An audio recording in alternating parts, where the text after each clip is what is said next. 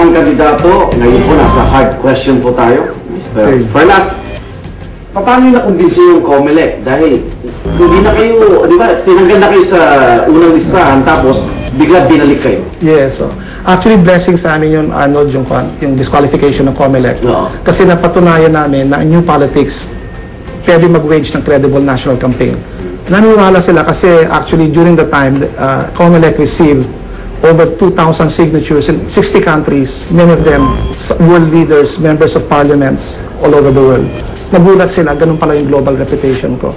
Alright. Yeah. Sabi mo sa inyong CV, plenary speaker, resource person, 90 global conferences, 140 national conferences. Yes. Ito po yung intriga sa inyo. Okay. Sumusuporta daw sa inyo ng mga international groups. Bawal po sa batas ang mga dayuhan magpondo ng kandidatura. Totoo yun. They accepted funds from them before the official deadline. February 8. Before February 8. February. Yun. Magkano po yung nalikom na salapi mula From abroad? abroad, from the foreigners, I think estimate namin $18,000. $18,000. So. Oo. Pero ito, chinek namin sa lawyer namin na pwede yun. So, wala pa hong ₱1,000,000 ang nalikom ninyo galing abroad. $18,000. So. Okay. Yes. So, hindi ko kinakahiya yun. In fact, it's an advantage. Kaya kasi, the moment I sit as president, this global connection will come into play.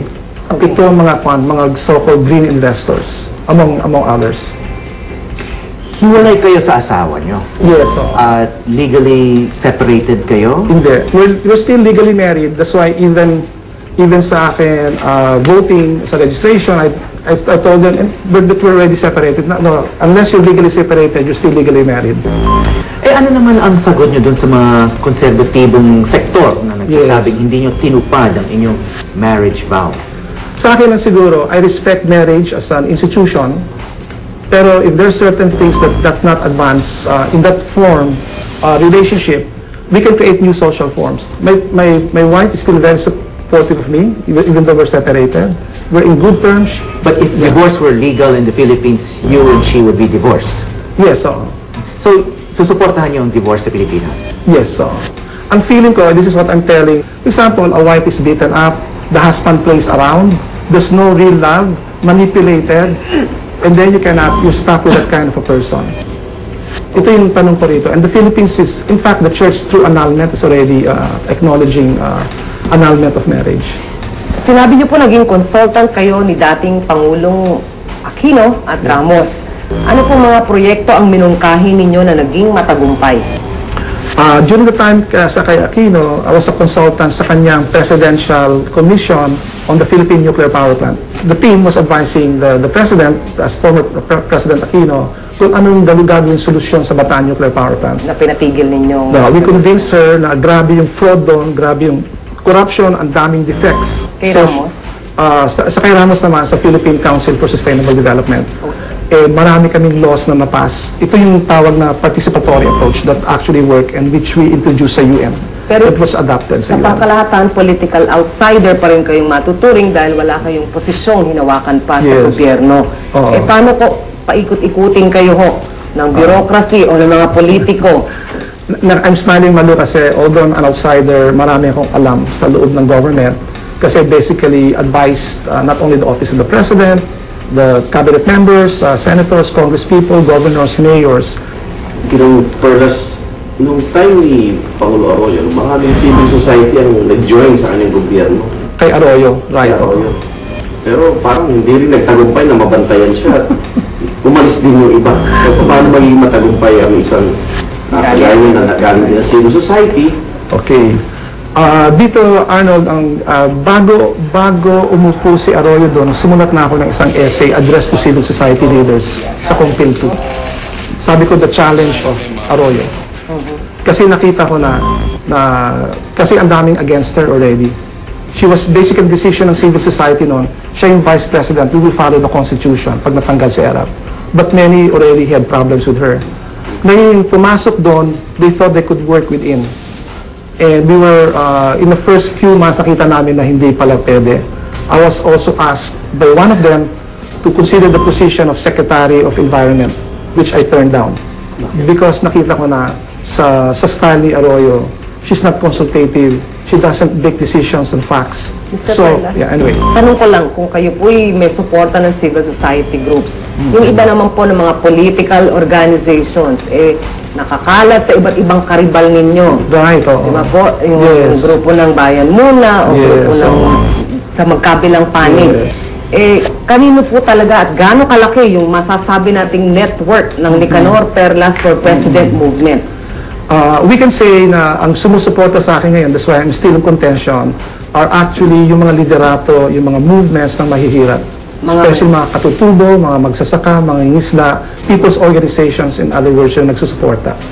Sa akin, ng mga NGOs, I'm not, if they're supportive, great, but they don't really have the numbers. They're supposed to be facilitative sa mga people's organization. Dito alam ko ang billion-million ng supporters dito. Including, by the way, spiritual groups. Pero magkano mo ang pondo nyo ilalarga? Well, yeah. Ninyo? May mga donors ba kayong top 10 o... Wala. Wala. Siguro natatakot sila sa sinasabi ko na walang utang na loob. Pag magbibigay sila ng pera sa kandidato namin, is the basis of the platform, walang personal favors. Halimbawa, may isa sa mga front runners na sabihin sa inyo na dadaling ko yung plataforma mo. Basta umatras ka at sumali ka sa kampanya ko, mabibigyan ka pa ng posisyon, aatras ba kayo? Hindi. Because none of the front runners right now, I think, are really fit to introduce a new Philippines. May mga baggages. And I'm not going to go into that. I just want, none of the front runners. Kung may nakita na ako dati, hindi na ako tatakbo. Parang binigyan ko lang sarili ko ng malaking problema at tumakbo. Pero naaawa na talaga ako sa bansa na wala talagang tunay na choices dito. At tunay na will na baguhin itong Pilipinas na ito. Kaya nandito pa rin ako hanggang ngayon. Ginong Perlas, nanawagan po ang Greenpeace Yes. na ang bigyan ng suporta itong mga tinatawag na environment presidential vote. Yes. Pero nung tanongin kung i-endorse nila kayo, sabi ni Francis de la Cruz, hindi daw po kayo. Oo. Ang ibig sabihin nun, they cannot endorse kasi non-partisan sila. But I can assure you, on the individual basis, ang dami sa Greenpeace nag-i-endorse ng candidacy ko. Si Lauren ba, tunay na environmentalist? Sabihin ko na siguro, tinanong na ako, I think, I was asked this one time, sabi ko, siguro ang aking environmentalism is a deeper shade of green. Dark green yung inyo. Talagang dark, deep green. Siguro a certain kind of green. Light green, ano? Because hindi naman. Ang environment ko is integral, ang ibig sabihin kasamang economics, politics, culture, inner change, tsaka spirituality. Mr. Perlas, yung inyo pong plataforma, parang hindi ko kaya medyo nauuna kayo sa panahon. Kasi sa ngayon po, kung survey ang titingnan, medyo nasa bandang baba ang ranking po ninyo. At baka kung sakali, mahirap talaga hong ilarga na manalo. Ano po yung punto ng pagtakbo sa ngayon? Kung parang medyo hindi ganong maliwanag ang May 10 prospect po ninyo.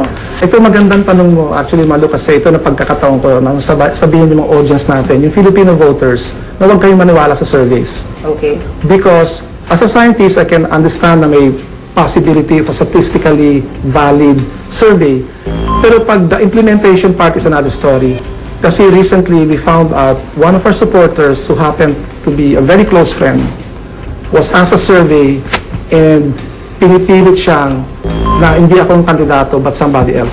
So let's say, honest yung surveyor sa taas, pero yung sa baba, yung mga researchers nila, we are not sure na binibigyan ng proper input. In some surveys, our names are not even there.